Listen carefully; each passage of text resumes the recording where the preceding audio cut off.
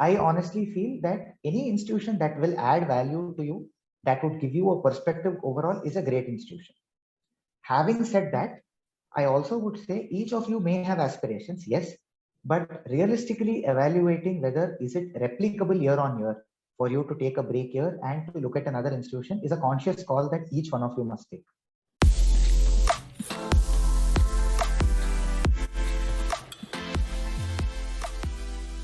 Hello, everyone, and welcome back to another podcast powered by Grow Junction. I, Rituparna Bhaumik, will be the host for the day. And today we have with us Mr. Jayaram Hariharakrishnan, the account manager at Procter Gamble, and also an alumni of SPJIMR. Hello, Jayaram, how are you? Quite well. Thank you, Ritu, for your introduction. Very happy to meet all of you through this podcast today. Hope you're all doing safe and keeping well. Right, so yes, we are. Thank you so much. Sir, currently you are working at Procter & Gamble as an account manager, right? So what is your role in the company? Can you give us a brief about that? Sure. So an account manager essentially takes care of an account as the role suggests. Here in Procter & Gamble, we have a method of looking at different distributors as our accounts. So I am currently looking after the HFS channel, as we call it, or the high frequency sale channel, which is our Kirana stores and pharmacy and your beauty stores. So I take care of my distributor functioning, I take care of stock sufficiency, the usual ASM equivalent, but it is called as an account manager. And the roles and responsibilities are almost similar when you look at it that way. Okay, great.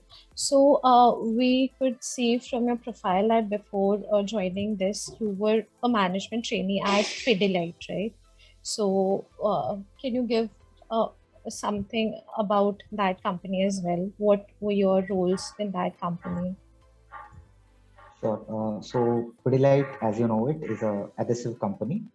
I had the privilege of working with their Fevicol division, which is their flagship division that leads the revenue. Yeah. So I was a management trainee there, where I got an opportunity to work in Bangalore as a trainee for my sales team, wherein I went ahead and sold Fevicol and its allied range of products, as we call it, PSR, PSG, the premium white glue, the premium synthetic resins and things like that. So I had my dabble at door-to-door sale, where I was a front-end sales guy, going store to store, taking an order on a tab and looking at service delivery and all of that. Okay. Post which I got an opportunity in my second stint called the RBDM stint, as we call it there. So which is the business development stint, wherein you go talk to your customers, you go talk to your clients, understand why they are using specific set of adhesives and things like that. And try to see our product superiority and see if we can make them use Pidilite range of products. And my last stint before I moved over was a shadow ASM stint, which essentially is about understanding what it is to be a branch manager, what is the functioning of the different people, what is a team management about, how do you look at your different regions, what are its needs, how would you essentially facilitate sales, etc. Okay, great. So your internship kind of gave you a hands-on experience on the entire profile, no? Yeah. Correct. So I got an opportunity to get a PPO from them from college. So I joined them right after college. So I'm a fresher. So I interned with them. Then I got a chance to get a PPO from them, and truly humbled that I could join them and work with them for 9 months. Right. True. So Jayaram, like, what is your now day-to-day task in the company, and what are your expectations, like for your future down the line for the next 5 years? So I quite don't see the relevance of this question anymore, because no one expected COVID to come. And if someone had asked 3 years ago, where do you see yourself in 2017 versus people's answer in 2020, The answer would be flat no. Nobody could see the disruption happening. So I would take this question as one day at a time, rather with a more career aspect, wherein as far as I'm able to learn, challenge myself every day, and add value to the company, so that the company sees value in me and adding value to my customers, I feel that's the right place. And my current role has been giving me that, with a lot of mentorship from a lot of people inside the organization, as well as from my distributor organization as well. See, they're all sales veterans who have been in this field multiple times, and their experience is humongous. So it's an opportunity that, as long as I get to work with them, it's going to be a win-win for both of us. Okay, great. Okay, so now I wanted to ask you that where do you belong from, like your hometown? And I'm assuming that you've been to many places over your career as well, right? So any place that has made any kind of impact on your career? See, I remember some similar question from my B school interview, Okay. wherein they had asked very similar thing, because my name gives it away that I'm a South Indian. Yeah. So I was born in Bombay because my mother's from Bombay. Okay. I grew up from my 100th day in Chennai, and I am 24 right now. So at least till 21 years old, I was in Chennai.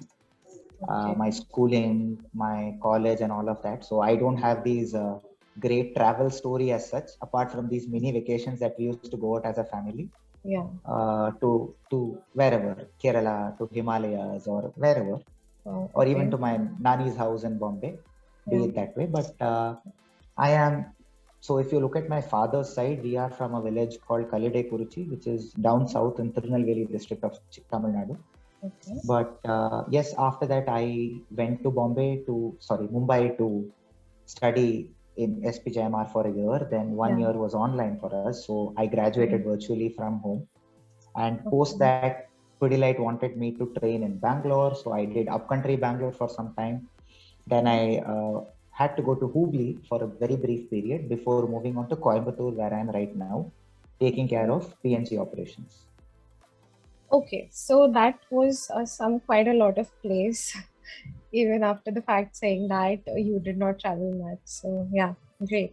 So now that you spoke about your college, so after completing your education, were you always very determined that you wanted to pursue your MBA, or was there any kind of doubt, dilemma in your mind, like any other students in the B school have? So, I mean, just like you said it, I am also any other student. I was never this completely sorted person as such, because till my final year, I was contemplating whether to give CAT or GRE.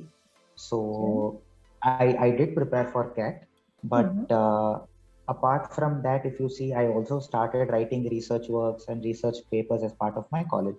So that typical Indian mentality, if I didn't get CAT, I would then probably do some more research to get into an MS. But God's grace, things felt fine.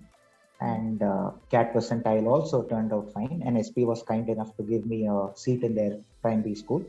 So I did end up joining them. And yes, after that, you know what happened. Yeah, right. So we could even see in your profile that you come in the Dean's merit list, right? So that is again a great achievement. So, like, do you want to say No, anything on that? I wouldn't call it a personal achievement. It was more a effect of multiple things. One is I have learned a lot from my peers. I had great friends who taught me a lot. So kudos to them that it is their effort that I made it to the merit list. I wouldn't say I made it. Yeah. I would say they were kind enough to give me a seat there. That would be the way I look at it. Okay. And secondly, my humble opinion on all these accolades and all these sort of reminders that you have done well is a feeling that it is much more left to do, while this is just a stepping stone which says you are going in the right direction. That is my take on it. Right. Agreed. So, Jayaram, during all these years, were there any kind of struggles or challenges, or rather say obstacles which you faced during maybe your transition from your grads to MBA, or during your college for during the B school period. So anything and any benefit or any takeaways from there? One benefit is struggles make you stronger because I'm alive and kicking today. Because when every struggle came, you would have thinking whether you would make through, and you would sail through. And after sailing through, you know for a fact that yes, you have sailed through. But the problem with many of us, including me, is that when you look at a new struggle, you don't think about how well you have done in your older struggles. You just think, oh my God, one more coming in my way. That is how most of us are, including me. So one thing that I keep reminding myself is I must think of struggles that I have gone through. So that I do get belief that yes, this is also possible. Even if it is not possible, at least we will try to fight it out the way we did in the last few times. So having said that and the context around that, I would go on to say that I was a very normal kid in school also. And when I got into my first day of engineering, once again, so I have always had excellent peers who were much more intelligent than me. So one good thing is I used to go around asking help from every one of them. That was something that really helped me, because being the so-called average person, no, everybody will not see you as a competition. They'll be like, okay, it's good that we are also getting a chance to bond with them types. So that is the premise I always taught myself, in that if you are able to approach the toppers and get the best practices from them, then half your struggles are sorted. So in engineering, there have been subjects where I failed miserably in the first few tests, and then went on to crack the final exam with the help of many people, which I always acknowledge even today, because it is once again my efforts, yes, of course, but their assistance which paved confidence in me that yes, my efforts will bear fruit. Same thing coming to my B school, some subjects like macroeconomics, some subjects like financial accounting. As an engineer, they seem to be a little daunting. But you will understand that you are not alone. There are a couple of more engineers who will crack it much better.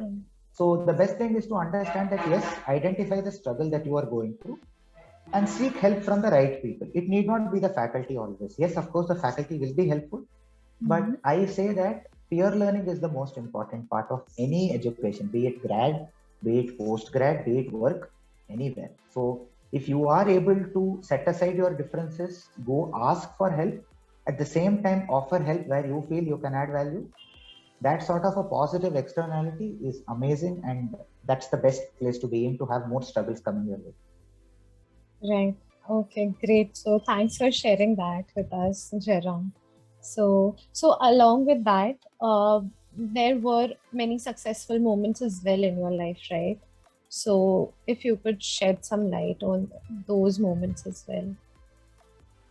So I usually ask my interviewers also, what do you mean by a successful moment?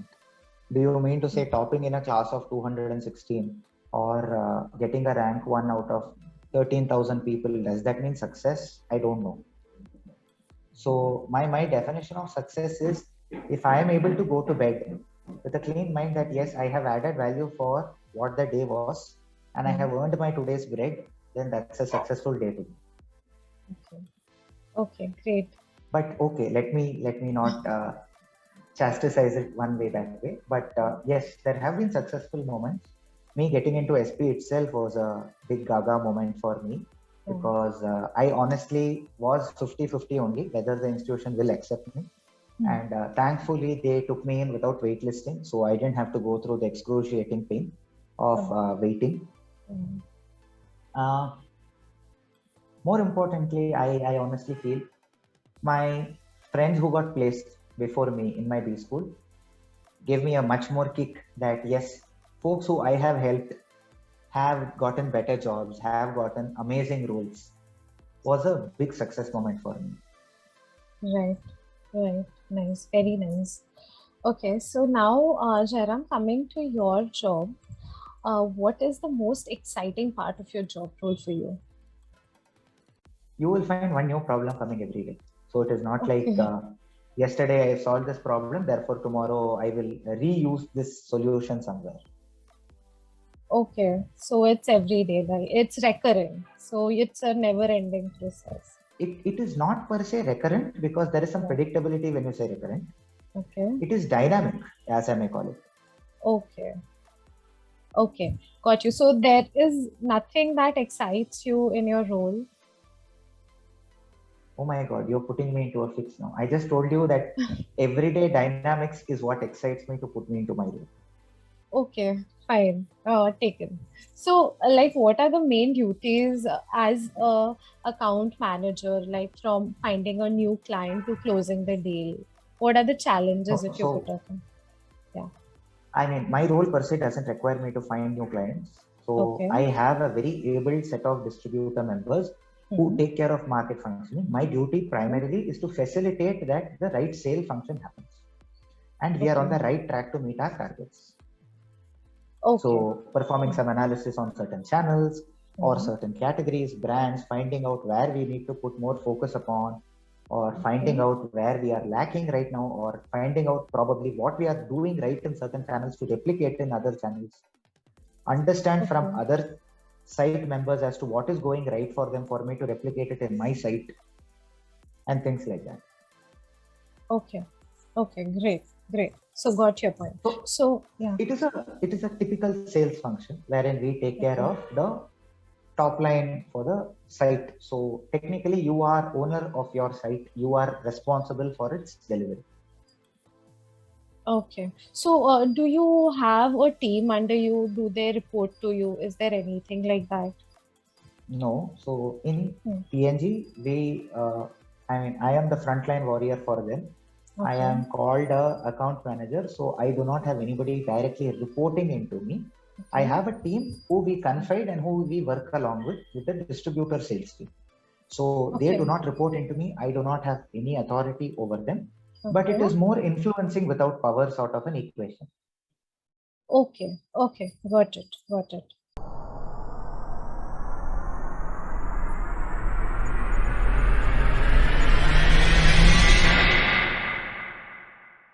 Okay. Yeah. So now, Jairam, we have a certain group of audience who will be watching this podcast, right? So most of them are aspiring to get into some great B schools, or most of them are already in the B school, and now the next year they'll be getting placed in some great companies, hopefully. So what advice do you have for them? Anything related to your preparations for CAT or for the group discussions, right?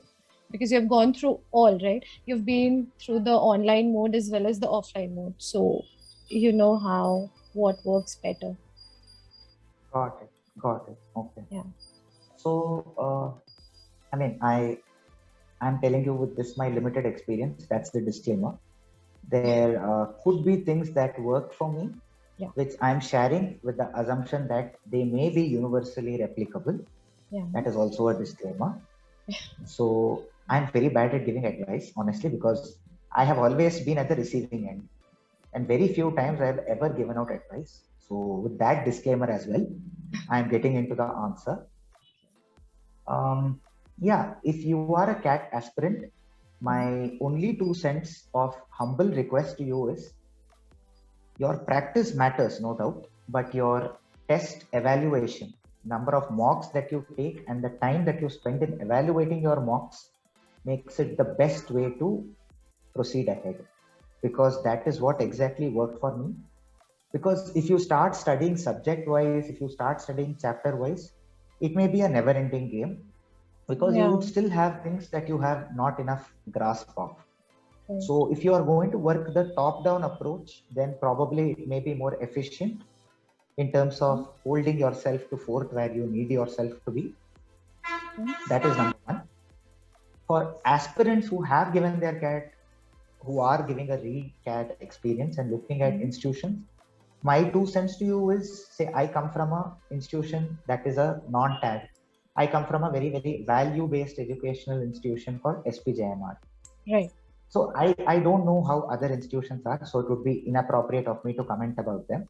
But my thing is tags matter, but only to certain extent. It is not that tags matter the most, Yeah. because I honestly feel that any institution that will add value to you, that would give you a perspective overall, is a great institution. Having said that, I also would say each of you may have aspirations, yes, but realistically evaluating whether is it replicable year on year for you to take a break here and to look at another institution is a conscious call that each one of you must take. I am not preaching anything that this is the fixed formula, this is the best college, this is the better of the lot, because each their own, and they have their own very valid reasons to talk of why they feel so, which I completely respect. But when you look at it at the overall end game, right?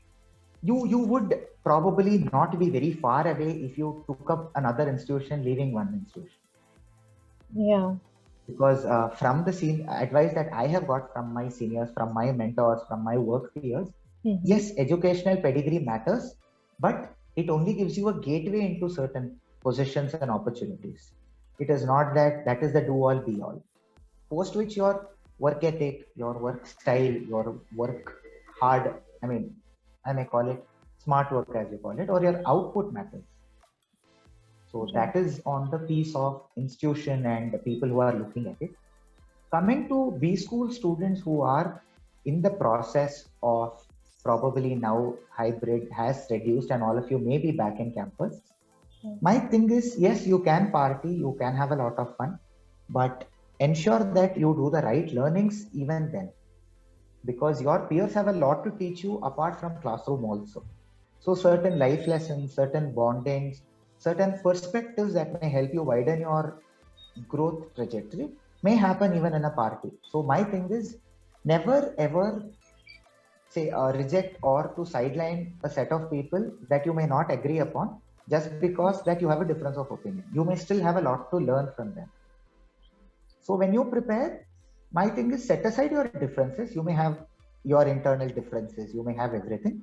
But when you prepare or when you look at an attempt, be nice to everybody. And if you can prepare together, there is nothing like it.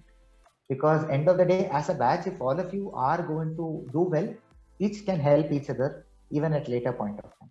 So I completely buy the competition part, the place where your personal growth matters. But sometimes I feel we do get a little wild, we do get a little rigid in terms of looking only at our growth and not supporting someone when they need us. Right. Because I am sure people who get into B schools obviously will graduate with great aspirations and great marks and great learning. So I wouldn't say focus on this, do that, put more effort into your style of speaking. You may have much more informed folks, much more educated folks than me who can give you that sort of advice. Because honestly, I don't think I am in a position to tell what is the right preparatory method when someone who's as old in the industry can give that to you. Okay. So my thing is always staying together is very important, and not losing friends and not losing your connections that you have made. And for folks who are looking into interviews, my only thing is, even if you're attending a virtual interview, please be dressed. I always tell folks, even if you're attending your virtual interview, wear shoes, make yourself comfortable that you are in an office setting.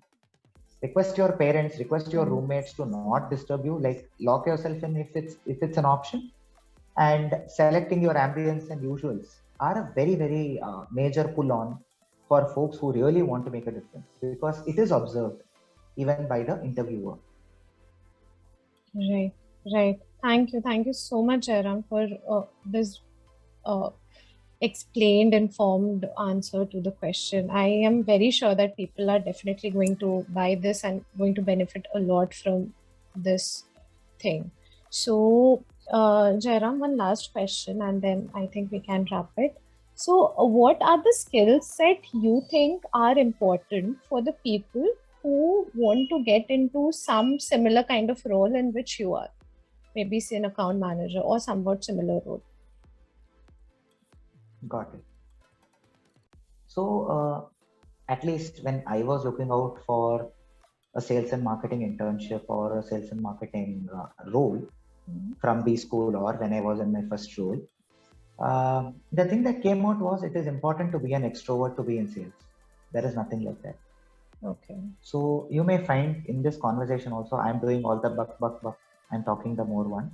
But in fact, Ritu, you could be a better salesman because you could be a keen observer. While an extrovert may look at forging the relationship rather than looking at what is the need of the customer.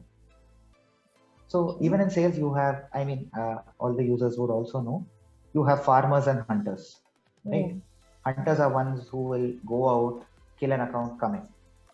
Farmers are ones who will maintain a relationship over time, build value, things like that. So if you are looking at an account manager role, if you are looking at a sales and marketing role, anybody can be a perfect fit. There is no such fixed formula that you need this to be there.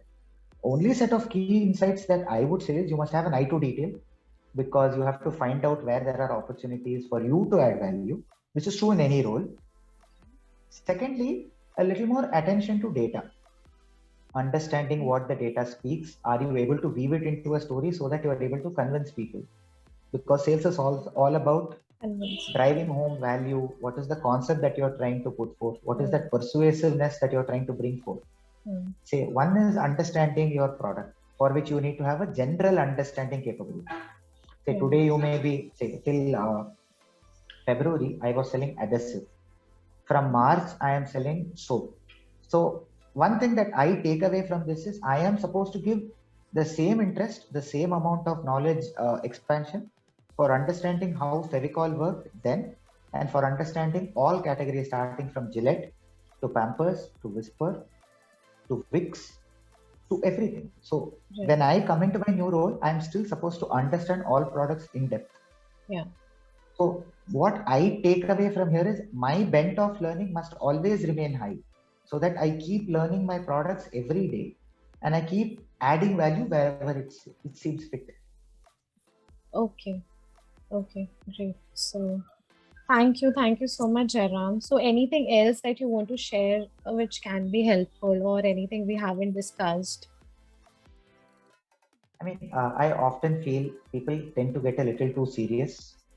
So my thing is, it's very important that you do take some time for practicing a hobby, or probably pursuing your interest. It could be as simple as just taking a walk, to singing, to painting, to whatever. My thing is, in the run and chase of things, don't let that inner kid in you go away, because once you sort of put that kid to sleep, then you tend to become a little lifeless. So yes, all of you are brilliant folks out there. You will reach much more greater heights. And when you see, if you feel there are opportunities where I can improve, please do feel free to write to me, because feedback is something that is very important to me. So certain answers you might have felt I could have given better. Certain answers you might have felt, oh, this is the usual preachy tone. So that is one where I would say seek feedback everywhere, and you do please give your feedback to me as well. Second is, yes, like I said, stay that inner child with a lot of happiness, because you may have good days at work, at school, wherever, but end of it, it's not worth letting it sink within, because tomorrow if there is a happy day, today's day is lost in sadness. So that is it. And third most important thing is, folks, I know that you are all going to earn very good and all that. Please do save, because that is a very important parameter that all of us have to start the concept of saving. You may have different avenues. Some may prefer equity, some may prefer stocks. Mutual funds. Some may prefer savings, whatever, savings account. But the general aspect of saving is very important. Once you start earning and you start getting your tax cut, you will really know why it is important. And that's my most humble request to all of you. Make the kid in you never die. Keep kindling the kid in you. Second is, yes, seek feedback and try to always chase to see how better can you be than yesterday. And third is save time, save relationships, save friends, save money, everything. Right. Thank you so much, Jayaram, for taking out time on Wednesday evening. And I know how busy a schedule you had, but again, thank you. We are really honored, and we definitely look forward to seeing you in person one day. My pleasure, and all the very best to all folks out there to reach greater heights, and probably to be featured in many such podcasts themselves, to share what they have, and I can watch and learn from them too. Thank you. Right. Thank you so much. My pleasure.